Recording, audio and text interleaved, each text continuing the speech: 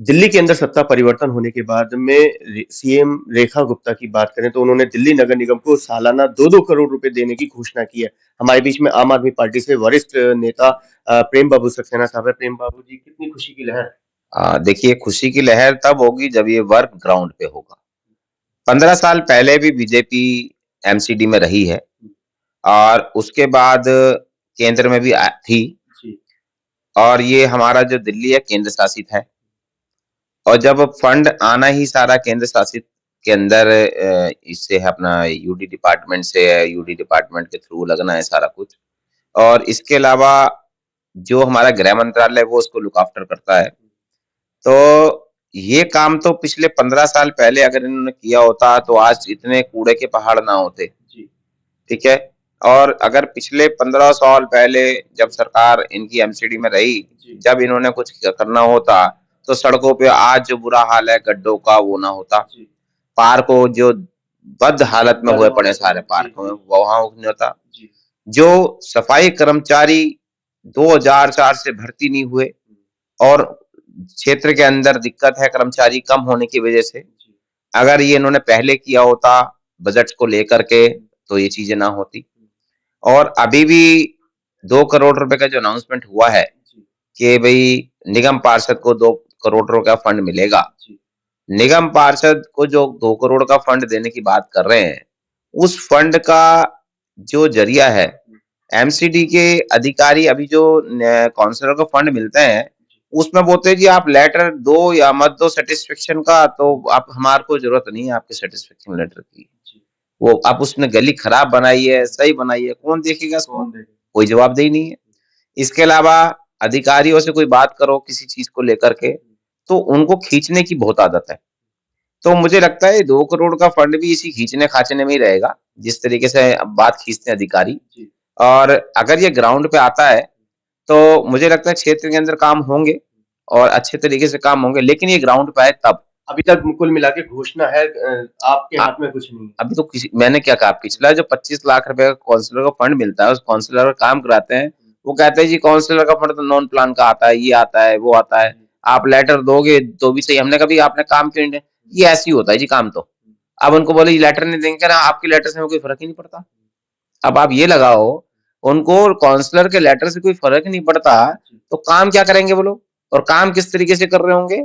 और अगर बात कर लो सीमेंट की कि भाई हाँ भी सीमेंट इसको चेक करा लो कहाँ से, कह रहे जी ये स्टोर से आ रहा है जी, ऐसा ही आ रहा है जी सीमेंट तो। अब बात कर लो जी ड्रेन की 52 नंबर ड्रेन पे, हाँ जी इसको अच्छी तरह से क्लीन कराओ, ऐसे ही साफ हो सकता है जी, इससे ज्यादा साफ नहीं हो सकता जी। मतलब हर चीज का एक्सक्यूज पड़ा है एमसीडी के अधिकारियों के पास। बजट के साथ साथ इनको ये घोषणा करनी चाहिए अगर अगर निगम पार्षद के एक लेटर पे अगर कार्रवाई नहीं हुई तो जो कर्मचारी हैं जो अधिकारी हैं उनको सस्पेंड किया जाएगा। ये अब समझ में आती ये चीजें बजट के साथ साथ इन चीजों को भी लागू करो। अब ये थोड़ा ना कि आपने ही बजट दिया, नाम के लिए बजट दे दिया, बजट ग्राउंड पे तो उतरे। नहीं, ऐसा तो नहीं है कि आप विपक्षी नेता हैं इस वजह से अधिकारी आपसे इस तरीके का व्यवहार करते हो। अब ये तो देखो, ये तो उनको देखिए, जब पक्ष और विपक्ष कुछ नहीं करता इसमें, जब जिम्मेदारी मिली है तो जिम्मेदारी निभाने के लिए एक ही आंख से सबको देखना चाहिए, ना कि भेदभाव से किसी को देखना चाहिए। क्योंकि जब शपथ ली जाती है तो उसमें बोला जाता है द्वेष की भावना से नहीं काम करेंगे, सच्ची श्रद्धा भाव से काम करेंगे, हर चीज का उसमें किया गया है और संविधान को साक्षी मान के बोलते हैं।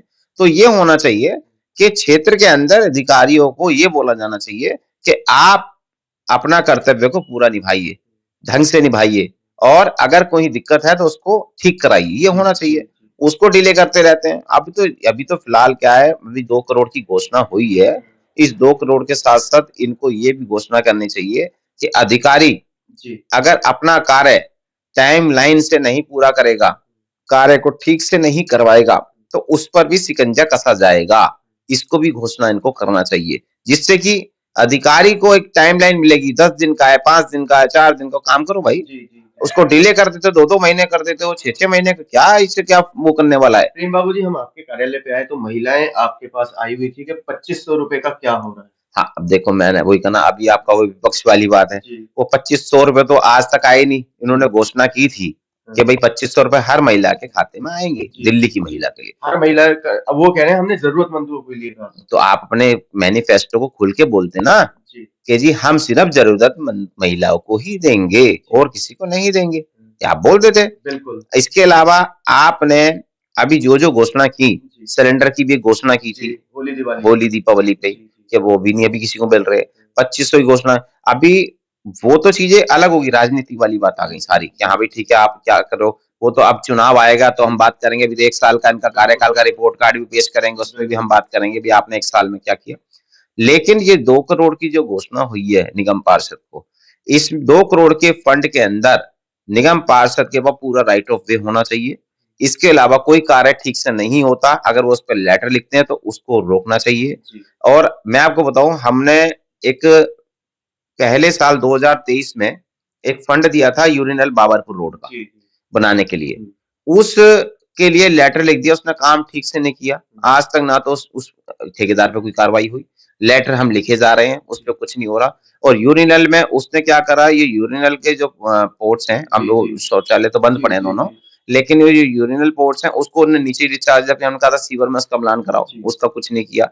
और उसके अलावा अधिकारियों को बोलते हैं जी वो बोल दिया जी बोल दिया। अब ये सोचो हम 2023 से उसको लेटर लिख रहे हैं, 2023 से और 26 आ गया, उस पर कोई कार्रवाई नहीं हो रही, उस पर कुछ नहीं। हमने कहा भाई इन्हें ठीक से नहीं बनाया ना, वो कह रहे जी पैसा ब्लॉक कर दिया। अरे पैसा ब्लॉक करने से पब्लिक तो परेशान हो रही है भाई, उसको हम उसको जो रोजाना उसको वॉशिंग कराते हैं, ठीक है, वो वैन लगवा करके उसको उसमें फिनाइल डलवाते हैं, सारा कुछ करते हैं, लेकिन जो चीज जेन्युइन है उसको वैसे तो करो। एक छोटी सी चीज है ये, तो अगर हमारा होना चाहिए बजट के साथ साथ, आप पैसा तो दे ही रहे हो ना, उसका यूटिलाइजेशन भी तो ठीक होना चाहिए।